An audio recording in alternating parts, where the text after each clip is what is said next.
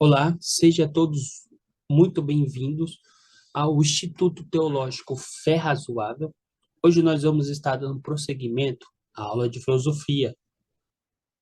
Nós já falamos sobre os filósofos ocidentais, primeiros filósofos pré-socráticos, os filósofos ocidentais, que são os socráticos, e hoje nós vamos estar falando sobre o espanto. O espanto, muitos dizem que é por onde começa a filosofia. É um questionamento que os filósofos fizeram e muitas e muitas perguntas. Então, muito se fala que é por aí que se começa a filosofia ou a filosofar, ok? Vamos lá? Ó, para entrar no território da filosofia, é indispensável que o principiante ele tenha uma disposição de ânimo capaz de fazê-lo perceber que no mundo em que vive, problemas últimos, enigmas insondáveis, que o faça admirar e refletir sobre os mistérios do universo que o cerca e que coloque-o diante de todas as coisas com um sentimento de estupefação, ou seja, de admiração, de assombro e de curiosidade insaciável, como uma criancinha inquieta que não entende nada, mas só que ela não cessa de fazer perguntas. Quem nunca teve um sobrinho ou um filho mesmo, uma criança que, como nós dizem, fala como um papagaio. Você pega e ela está em desenvolvimento. Tem hora que enche o saco, posso assim dizer. Dá para falar, cala a boca. Muitas vezes vemos pais também calar a boca. Eu gosto de responder às crianças. Responder, responder, responder. Que é assim que se começa o desenvolvimento. Depois de adulto, nós também temos que continuar fazendo perguntas. Então, o espanto nada mais é do que isso, é fazer perguntas. Fazer perguntas sobre determinadas coisas. O espanto é o ponto de partida da filosofia. A pergunta é o ponto de partida da filosofia. O espanto, ele resulta inevitavelmente em perguntas como o que é o ser, o que é o homem, o que é o mundo, qual é o significado da vida, o que é a morte. Incita, portanto, o questionamento, ou seja, faz questionamento. Todavia, as questões que partem dessa vivência são peculiarmente filosóficas e têm em comum o fato de que não podem ser respondidas cientificamente. Isto é, as questões de ordem última não podem ser resolvidas como se fosse, um exemplo, um problema de matemática. Ou seja, essas perguntas que muitas vezes fazemos, que o próprio ser humano faz, o que eu existo? Qual é o sentido da minha existência? O que eu faço aqui? Há um propósito para a minha existência? Não é resolvido assim tão fácil determinadas questões, ok? Alguns pensadores acreditam que a ideia do espanto faz parte do surgimento da filosofia como disciplina. Na origem da filosofia ocidental, os primeiros filósofos, os pré-socráticos, eles observavam a natureza como uma nova visão, com uma nova visão. Deixaram de pensar que os elementos místicos eram a causa dos fenômenos naturais e viam a natureza como uma atitude de espanto. E essa atitude significa surpreender-se por tudo o que acontecia, pois de alguma maneira tudo tem uma dimensão espantosa. A perspectiva do espanto é uma forma de conhecimento que representa um caminho a seguir, ok? Agora nós vamos falar sobre a importância da filosofia, da teologia, no caso, para a filosofia.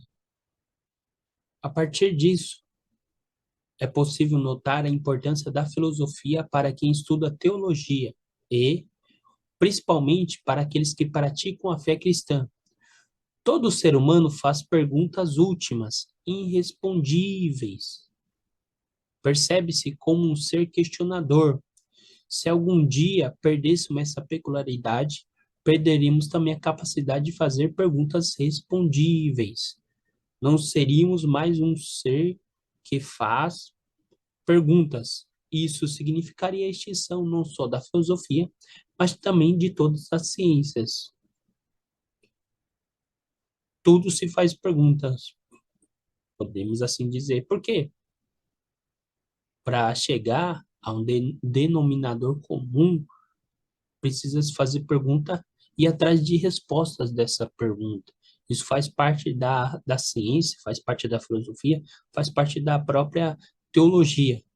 Portanto, a filosofia é o resultado de uma experiência humana, do não saber, e que, em última instância, nos possibilita fazer perguntas últimas, ou seja, não sabe, mas só que ela vai fazer perguntas sobre aquilo a qual ele vê, sobre aquilo a qual ele contempla, sobre aquele fenômeno, sobre a existência, sobre tantas outras coisas.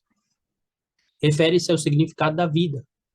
Somente o estudante da teologia ou o praticante da fé cristã que percebe essa peculiaridade da natureza filosófica do ser humano é capaz de identificar qual é a sua real tarefa diante do desafio da filosofia.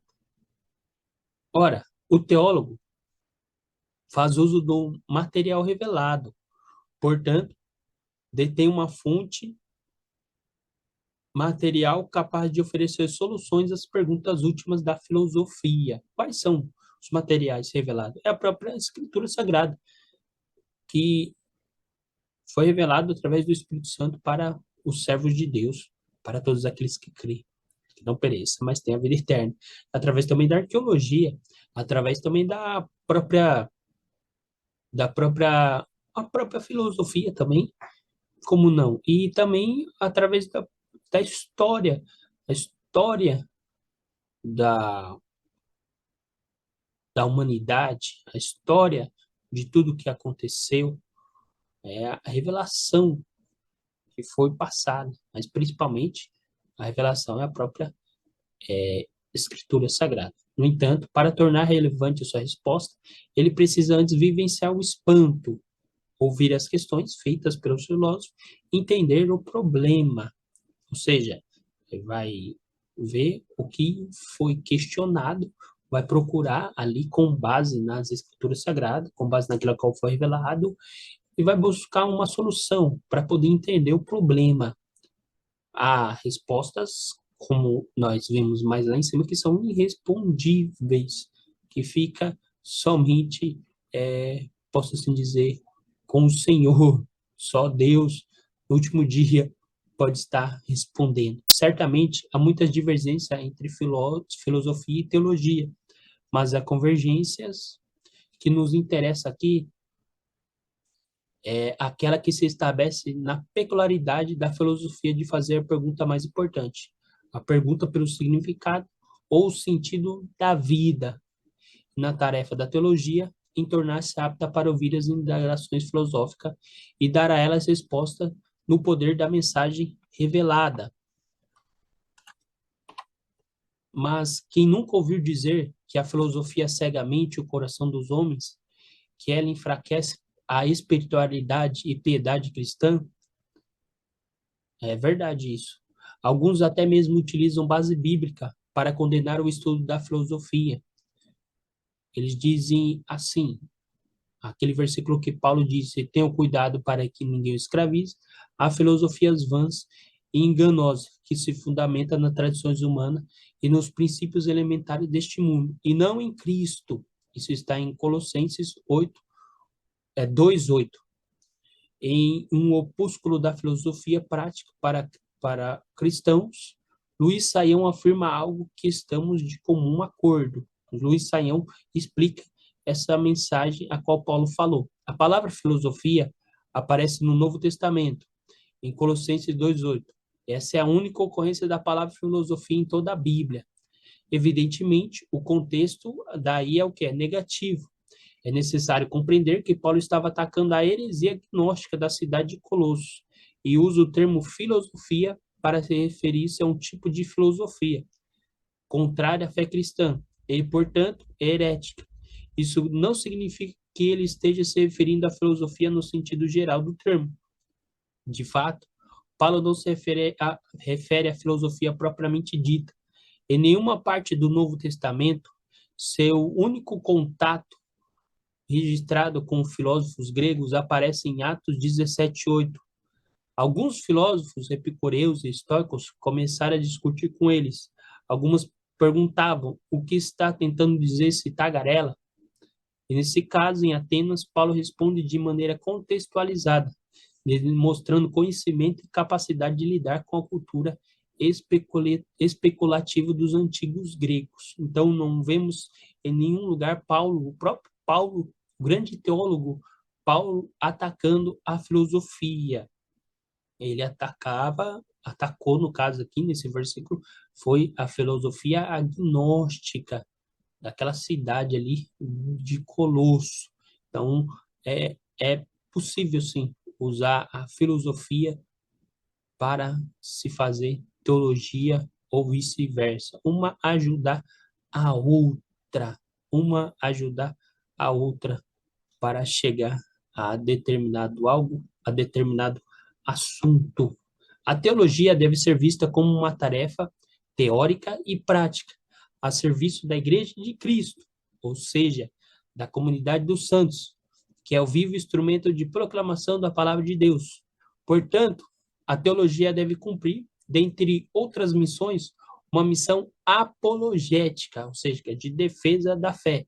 Isto é, deve testemunhar as respostas da mensagem cristã às questões de ordem últimas feitas pela filosofia, ou seja, a teologia serve como para dar resposta a determinados assuntos acerca da própria filosofia. Para isso, determinados assuntos que são as ordens últimas. Para isso, o estudante da teologia precisa se desvencilhar de uma visão preconceituosa da atividade filosófica, tornando-se apto para ouvir os problemas que ela suscita. Ou seja, sem preconceito. Tem que ouvir o que a filosofia tem a nos dizer. E com base da teologia, nós vamos poder desvencilhar, vamos poder resolver, vamos poder tentar entrar em um acordo, responder às perguntas que ela suscita. Só assim nós vamos cumprir a nossa vocação, que é o quê? Como Pedro falou aqui, ó, 1 Pedro 3,15, responder com mansidão a esperança que há em nós. Então, que Deus levante mais filósofos e teólogos para que, através disso, possa se fazer uma boa teologia e uma boa filosofia. Assim como Deus levantou Alvin Plantinga, assim como Deus levantou o William Lane Craig, assim como Deus levantou Lee Strobel, assim como Deus levantou vários e vários e vários, assim também aqui no Brasil, tem muitos filósofos, mas o que nós vamos destacar mais é os filósofos que não são cristãos do que os filósofos que são cristãos, mas que Deus possa levantar mais filósofos cristãos, ok? Se inscreva no canal, clique no sininho aí embaixo de notificação e muito obrigado por você ter ficado até o final da aula, ok? Fica com Deus.